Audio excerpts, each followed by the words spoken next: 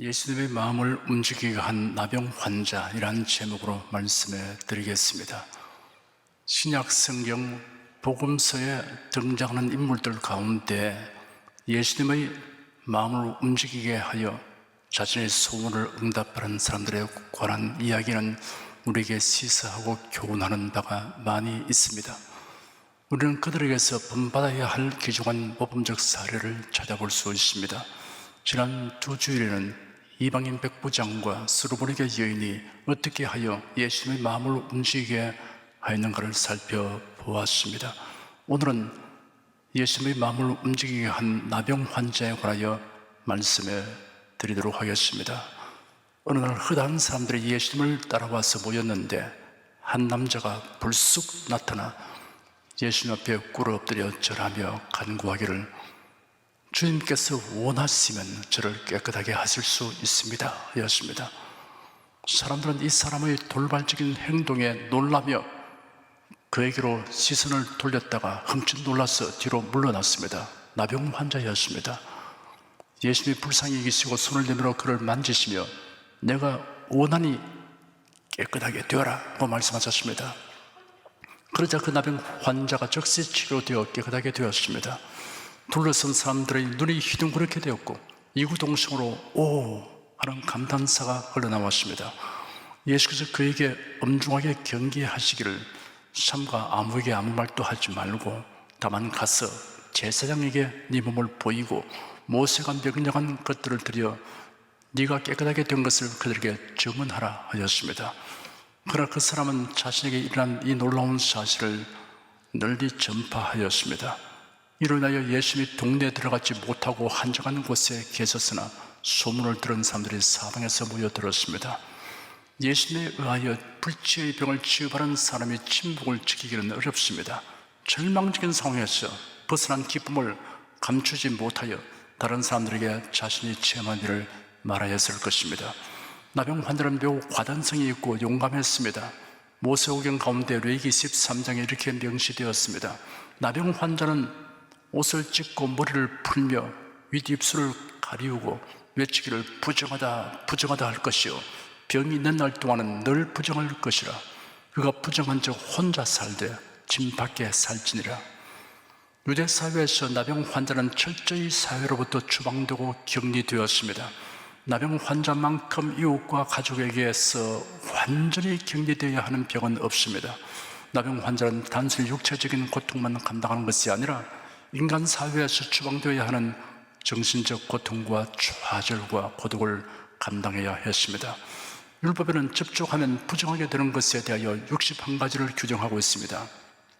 그 중에 나병 환자는 죽은 시체 다음으로 접촉하면 부정하게 되는 것으로 기록되어 있습니다. 나병 환자가 집안에 머리를 들어 밀기만 하여도 그 집은 지붕을 대들보까지 불결하는 것으로 되었습니다. 넓은 광장에서도 나병 환자에게 인사하는 것은 불법이었습니다. 나병 환자에게는 4규빗 이상 가까이 접근할 수 없었고 만일 바람이 나병 환자 쪽에서 불어온다면 적어도 100규빗을 떨어져 있어야 했습니다. 4규빗은 1m 80cm이고 100규빗은 45m에 해당됩니다. 나병 환자가 사람들에게 접근하면 돌에 맞아 죽을 수도 있습니다. 그러므로 나병 환자는 옷을 찢고 머리를 풀며 윗입술을 가리우고 나는 부정하다 부정하다라고 외쳐야 했습니다. 이러한 현실 상황에서 나병 환자가 예수님에게로 와서 그 발 앞에 엎드렸다는 사실은 매우 놀라운 일입니다. 그런 위험을 무릅쓰고 예수님에게로 나왔던 것입니다. 그가 이같이 과단성 있게 용감한 행동을 하게 된 것은 예수님이 어떠한 분이신가를 알게 됐기 때문입니다. 그가 예수님에 관한 정보를 어떻게 하여 얻게 되었는가는 알려졌지 않지만 여하간 소문을 듣게 되었던 것입니다. 간혹 예수님 주위에 모이던 사람들의 뒤편 뻔 발치에서 예수님의 말씀을 들었는지도 모릅니다. 혹은 친족 중에서 그에게 여러 가지 방법으로 예수님에 관한 지식을 얻도록 도와주었을 경우를 배제할 수 없습니다. 사람이 어떤 경로를 통해서든지 예수 그리스도의 복음을 들으면 믿음을 가지는 계기를 얻게 됩니다. 듣지 못한 것을 믿을 수는 없기 때문입니다. 믿음은 들음에서 나며 들음은 그리스도의 말씀으로 말미암았느니라. 로마서 10장 17절 말씀입니다. 그러므로 복음을 전파하는 사람의 역할이 매우 중요하고 아름답습니다. 이사야 선지자는 좋은 소식을 가져오며 평화를 공포하며 복된 좋은 소식을 가져오며 구원을 공포하며 시온을 향하여 이르기를 내 하나님이 통치하신다 하는 자의 산을 넘는 발이 어찌 그리 아름다운고라고 기록하였습니다. 땀과 흙먼지로 범벅이 된 발조차도 아름답다고 할 만큼 복음을 전파하는 사람의 역할이 귀중한 것입니다. 우리는 사람의 지혜로운 말로 사람들을 설득하여 믿음을 갖게 하려고 하기보다 하나님의 말씀, 십자가의 도, 구속의 복음을 들려주어야 합니다. 하나님의 말씀, 복음의 능력은 듣는 자를 변화시키고 믿음을 갖게 합니다. 사도 바울은 고린도전서에 이렇게 기록했습니다. 그리스도께서 나를 보내시면 오직 복음을 전개하려 하심니 말의 지혜로 하지 아니함은 그리스도의 십자가가 헛되지 않게 하려 함이라. 십자가의 도가 멸망하는 자들에게는 미련한 것이요 구원을 얻는 우리에게는 하나님의 능력이라. 형제들아, 내가 내게 나아가 하나님의 증거를 전할 때 말과 지혜의 아름다운 것으로 아니하였나니 내가 너희 중에서 예수 그리스도와 그의 십자가에 못 박히신 것 외에는 아무것도 알지 아니하기로 작정하였음이라. 내 말과 내 전도함이 지혜의 구원을 말로 하지 아니하고 다만 성령의 나타남과 능력으로 하여 너희 믿음이 사람의 지혜에 있지 아니하고 다만 하나님의 능력에 있게 하려 하였노라 하였습니다. 바울이 비시디아 안디옥에서 설교할 때 오직 성경을 자세히 풀어 설명하며 예수 그리스도의 대속의 죽음과 부활을 증언했습니다. 그 결과가 사도행전 13장에 이렇게 기록되었습니다. 이방인들이 듣고 기뻐하여 하나님의 말씀을 찬송하며 영생을 주시고 작정된 자는 다 믿더라. 성경대로의 복음을 충실하게 전하는 것이 우리에게 주어진 임무입니다. 구원을 얻게 하시는 그것은 하나님의 일입니다. 나병 환자는 비록 복음을 많이 들을 수 있는 형편이 못 되었지만 그래도 다행히 예수님에 대한 바른 지식과 믿음을 갖게 되었습니다. 그는 큰 확신을 가지기 때문에 과감하게 예수님에게로 왔습니다. 그리고 예수님의 발 앞에 꿇어 엎드려 절했습니다. 그런 매우 절박한 심정으로 그리고 열정을 다하여 예수님께 최대의 존경과 경의를 표하며 간구하였습니다. 예수님 앞에 나온 그의 태도와 간구한 말은 자신이 지금 전능하신 분 앞에 있다는 생각을 하였음이 분명합니다. 그는 주님께서 원하시면 저를 깨끗하게 하실 수 있습니다 라고 말했습니다. 그는 전능하신 하나님의 사랑과 능력을 체험하게 될 것으로 확신하고 있었습니다. 나병 환자는 정통 서기관과 바리새인에게 나아가면 돌을 맞고 쫓겨날 것을 잘 알고 있습니다. 그러나 예수님에게로는 담대히 왔습니다. 예수님이 그를 배척하지 않을 것이라고 확신했던 것입니다. 그의 확신이 옳았습니다. 아버지께서 내게 주신 자는 다 내게로 올 것이요 내게 오는 자는 내가 결코 내어 쫓지 아니하리라 라고 예수님이 친히 말씀하신 적이 있습니다. 예수께서 나병 환자를 보시고 민망히 여기셨습니다. 민망히 여기시다고 번역된 원어는 여러 가지 뜻을 내포하고 있습니다. 동정심과 불쌍히 여김으로 감동되다라는 뜻이 있습니다. 찢어질 듯한 마음, 애타는 마음을 나타냅니다. 나병 환자는 말했습니다. 주여 원하시면 저를 깨끗하게 하실 수 있습니다. 그런 예수님이 하시고자 하면 당장 낫게 할 수 있는 권능을 가지신 메시아라고 확실하게 믿었습니다. 사실 그 당시 나병을 고치는 방법은 없었습니다. 아람 나라의 군대장관 나아만이 나병이 들었는데 이스라엘의 선지자 엘리사에게 가면 병을 고칠 수 있다는 정보를 얻게 되었습니다. 나아만이 아람 왕의 허락을 받기 위해 왕궁에 들어가서 사실대로 아뢰었습니다. 아람 왕이 쾌히 허락하면서 갈저다 이제 내가 이스라엘 왕에게 글을 보내리라 하였습니다. 그리고는 내가 이 편지와 함께 나의 신하 나아만을 왕에게 보내니 그의 나병을 고쳐주십시오 라는 글이 적힌 친서를 나아만 장군에게 주었습니다.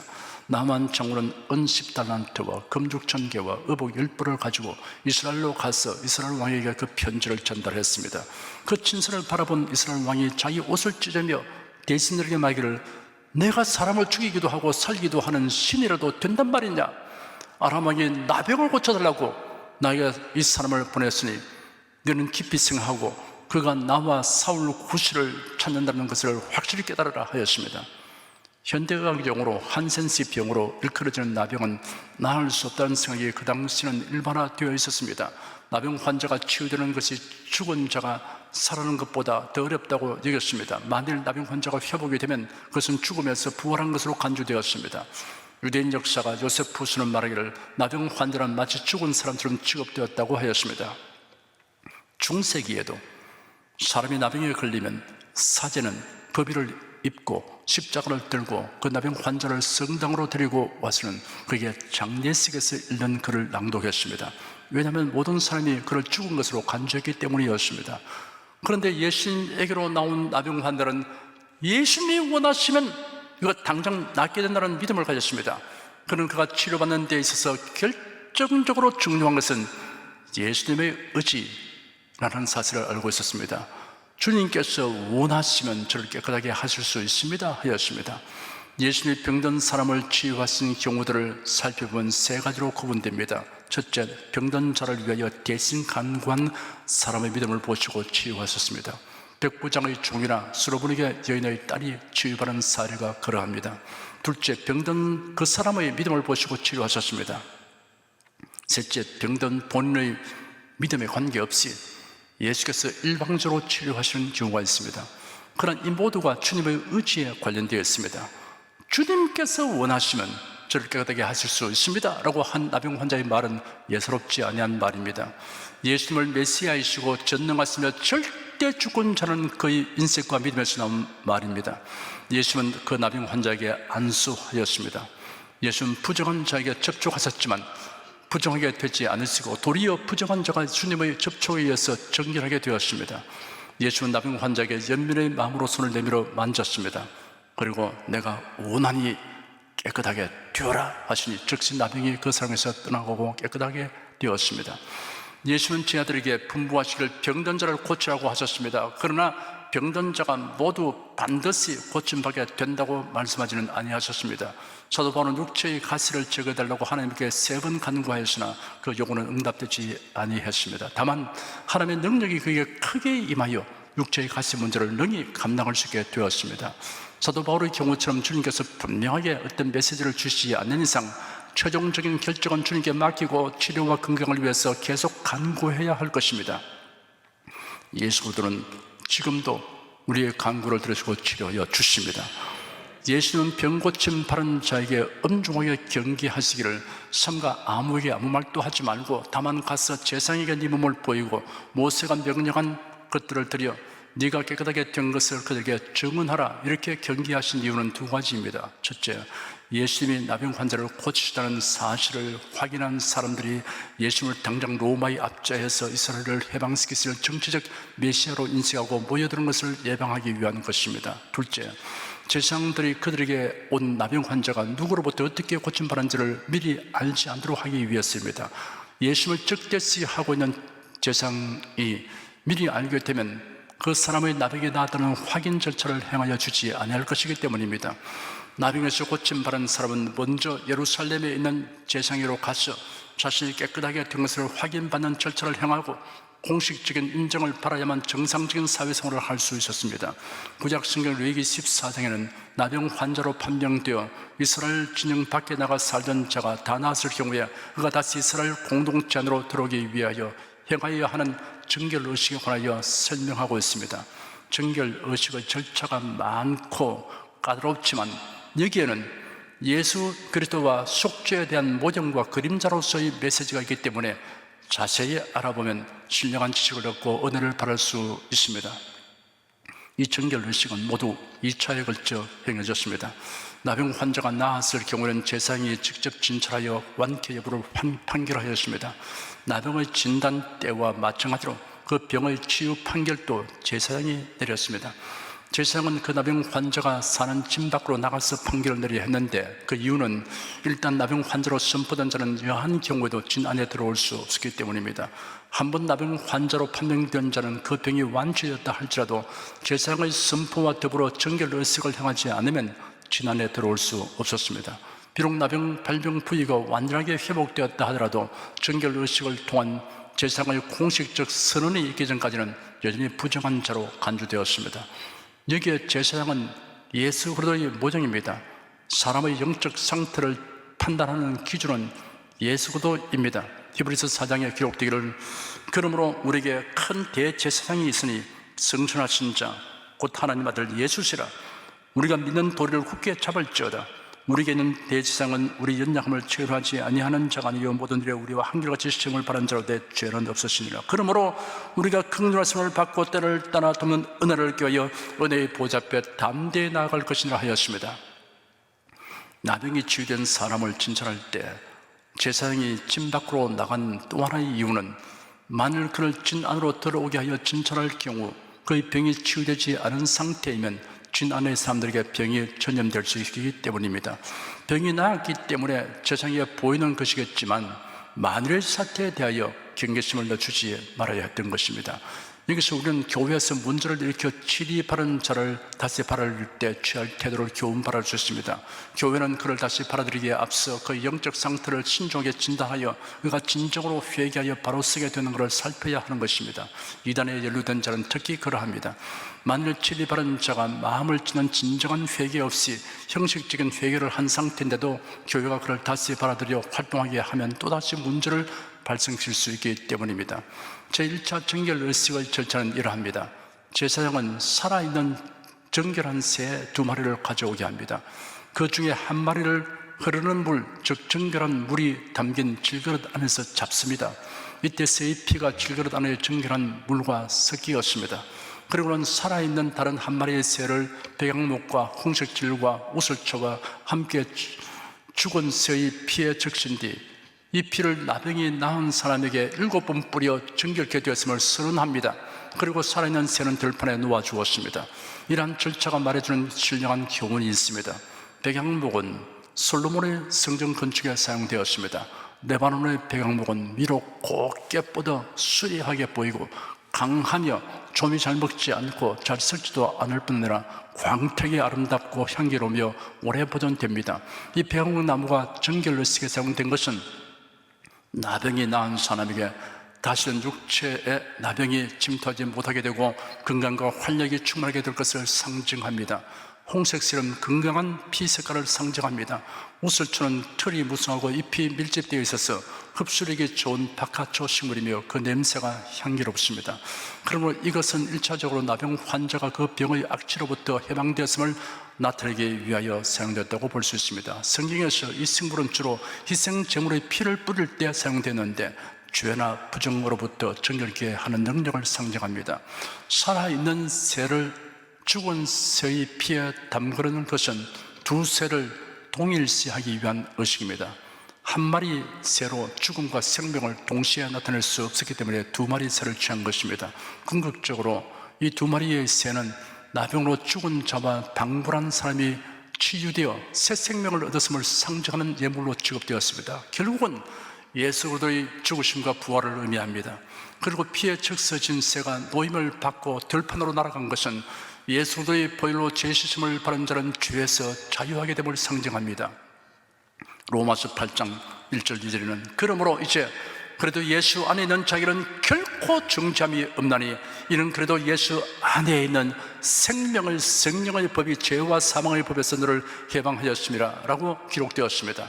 나병 환자가 제사장에 의해서 일단 정결하다고 선언 받았을지라도 진정 안으로 바로 들어갈 수 없었고 옷을 빨고 머리털과 수염과 눈썹 그리고 온몸의 털을 밀며 그 몸을 깨끗이 씻어야 했습니다.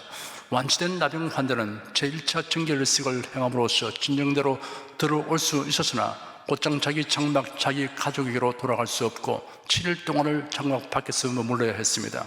이처럼 제사장으로부터 정결함을 인정받았음에도 불구하고 여전히 자기 장막 밖에서 일주일을 기거해야 했던 이유가 있습니다. 나병이 완쾌된 후 가정에서 인간적인 즐거움을 나누기 전에 우선 나병으로 인해 단절됐던 하나님과의 관계를 회복하고 또한 질병 쾌유에 대한 하나님의 은총에 감사드리는 제사의식이 선행되어야 했기 때문입니다. 가족을 만나고 싶은 충동을 억제하고 먼저 하나님께 예배하고 감사드리는 것이 선행되어야 했습니다. 하나님 우선, 하나님 제일, 하나님 중심이 되면 질서 있는 삶이 됩니다. 하나님 중심에 의한 질서는 모두 보배롭고 아름답습니다. 치유된 나병 환자의 정결을 위한 선포 의식에 이어 8일 후에 행하는 제2차 정결 의식입니다. 정결하다는 인정을 받은 나병 환자는 8일 후에 자신의 부정을 씻기 위하여 어린 순양을 취해 기름 0.3리터와 함께 속건제로 드리고 순양 하나와 암양 하나 그리고 에바 10분의 3에 기름 섞은 소제물로 각각 속죄제와 번제와 소제를 드려야만 했습니다. 이 제사는 제1차 정결 의식을 가진 후 8일 만에 회막문 앞 여호와의 번전에서 행하여졌습니다. 8일은 7일간의 창조와 안식의 기간이 끝나고 새롭게 돌아온 첫날입니다. 회복과 시작을 상징하는 의미가 있습니다. 따라서 하나님의 언약 밖에 거하던 나병 환자가 다시 새로운 언약의 백성들 안으로 들어와서 하나님과의 관계가 회복되고 새롭게 시작되는 것을 말해줍니다. 나병에 걸려서 하나님과의 교제에서 단절된 채 집 밖으로 혼자 외롭게 생활하던 사람이 병에서 나음을 얻고 하나님 앞에 서서 제사 드릴 때의 심정이 어떠했을까요? 말로 표현하기 어려울 정도로 기쁨과 감사가 넘쳐났을 것입니다. 우리는 영혼을 파멸케 하는 무슨 죄에서 자유하게 된 것을 늘 상기하면서 하나님께 예배드리는 기쁨과 감격을 잃지 아니해야 합니다. 시편 기자는 감사함으로 그물에 들어가며 찬송함으로 그 궁전에 들어가서 그에게 감사하며 그 이름을 송축할지어다 하였습니다. 제사장이 기름을 취하여 여호와 앞에 7번 뿌리고 정결함을 받는 자의 오른쪽 깃볼과 오른쪽 손 엄지손가락과 오른쪽 발 엄지가락에 바른 뒤 그 남은 기름을 정결한 한 발을 자의 머리에 발랐습니다. 기름을 바르면 성령의 임재를 상징합니다. 예수를 믿고 회개하여 죄 씻음을 받은 자에게 주어지는 하나님의 선물이 있는데 이는 성령의 임재입니다. 성령님은 모든 성도의 심령 속에 거하시며 길을 인도하시고 모든 죄의 유혹으로부터 보호하십니다. 그러므로 성도는 성령님의 가르치심과 인도하심과 도우심을 구하며 순종해야 합니다. 가난한 사람이 정결 제사를 드릴 때의 제물은 일반 사람들과 달랐지만 제사 의식만은 다른 사람과 동일하게 행하였습니다. 이는 가난한 자라고 해서 하나님 앞에서의 의무가 면제되지 않으며 특권이 박탈되지 아니함을 기원합니다. 가난해서 제물의 종류는 바꿀 수 있어도 헌신의 모습이 약화되어서는 안 된다는 것입니다. 성도가 하나님 앞에 헌신함에 있어서는 부자나 가난한 자나 동일한 헌신의 자세를 지녀야 합니다. 주를 섬겨 헌신한 특권을 포기하거나 빼앗기지 말아야 합니다. 우리가 주님을 섬겨 헌신하지 않는다고 하나님께서 손해보시는 않습니다. 다만 자신의 헌신의 기회를 상실하게 되는 것입니다. 다른 사람은 빈둥대고 있는데 나만 땀 흘리면서 애쓰고 수고할 필요가 있는가라는 생각은 세상 일에 관련된 생각입니다. 하나님을 섬기는 일은 다른 사람이 어찌하든 내게 주신 기회이며 특권을 행사하는 생각을 가지고 행해야 합니다.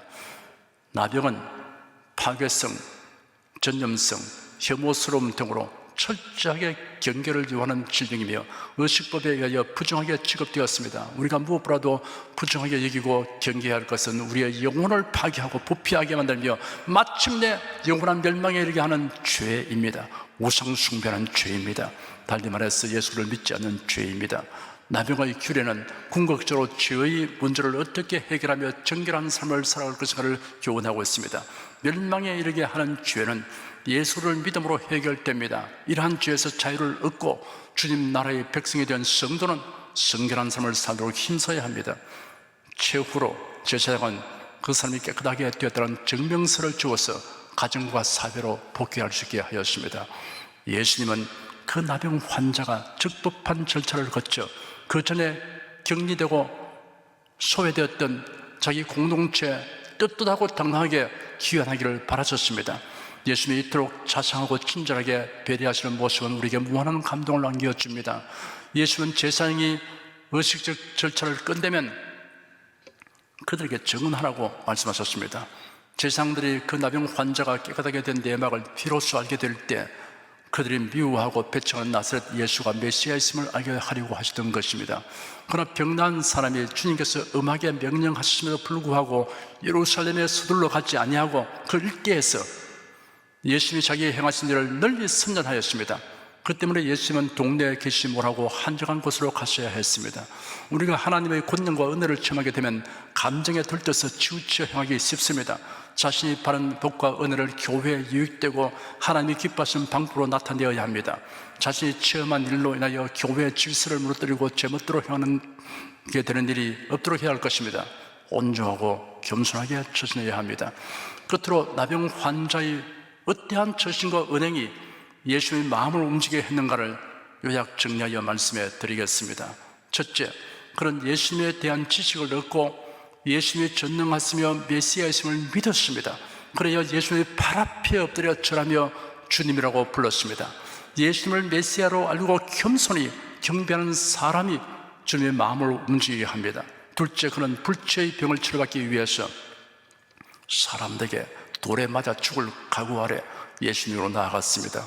주님에 의하여 치료받고 구원을 얻기 위해서는 어떠한 곤란과 희생도 두려워하지 않는 사람이 주님의 마음을 움직입니다. 셋째, 그런 예수님이 원하신다면 무엇이든 해결 가능하다는 믿음을 가졌고 이를 사람들 앞에서 선언했습니다. 이러한 확신과 과감한 행동이 주님의 마음을 움직이게 합니다. 사랑하는 성도 여러분도 이와 같이 믿고 행하여 예수님의 마음을 움직이게 하여 여러분의 소원이 응답되는 기쁨을 갖게 되시기를 축원합니다.